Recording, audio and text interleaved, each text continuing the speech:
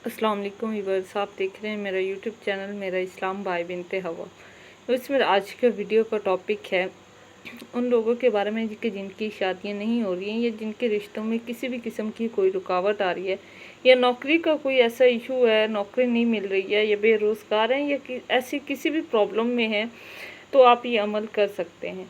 तो अमल आपने करना किस तरह से है, जुमा के दिन 1111 मरतबा आपने अल्लाहुस्समद असर से लेकर इशा तक आपने मुसलसल पढ़ना है। और जैसे ही ये अमल मुकम्मल हो तो फ़ौरन आपने 11 बार दुरूद इब्राहिमी पढ़ लेना है और पढ़कर आपने ये अपने लिए दुआ कर लेनी है। तो इस अमल का करने के बाद इंशाल्लाह आपको इसके बेहतरीन रिज़ल्ट मिलने लग जाएंगे। अगर फिर भी आपको लगता है कि आपकी प्रॉब्लम सॉल्व नहीं हो रही, जो भी आपकी प्रॉब्लम है जिसके लिए भी आपने ये वजीफ़ा किया है, आपको लगता है आपकी ये प्रॉब्लम सॉल्व नहीं हो रही, तो मैं आपको एक और वजीफ़ा बताने जा रही हूँ। क्योंकि देखिए अक्सर यही बात सुनने में आती है, रिश्तों के मामले में तो बहुत ज़्यादा होता है कि लोग कहते हैं कि हमारे बेटियों के रिश्ते नहीं हो रहे, उम्रें ज़्यादा हो गई हैं, या लड़कों का भी ये इशू होता है। लेकिन लड़कियों का ये इशू ज़्यादा होता है क्योंकि लड़कियों के उम्र ढल जाए तो फिर इनके रिश्ता होना आजकल के दौर में बहुत ज़्यादा मुश्किल है। तो इन लड़कियों को तरह तरह के एक तो बीमारियों का सामना हो जाता है और माशरे में तरह तरह की बातों का सामना भी करना पड़ता है। तो इसलिए इन तमाम रुकावटों को दूर करने के लिए मैं अब आपको एक और वजीफ़ा बताने जा रही हूँ, जिससे इंशाल्लाह आपकी जो प्रॉब्लम है रिश्ते में किसी भी किस्म का कोई जो भी रुकावट आ रही है वो इंशाल्लाह दूर हो जाएगी।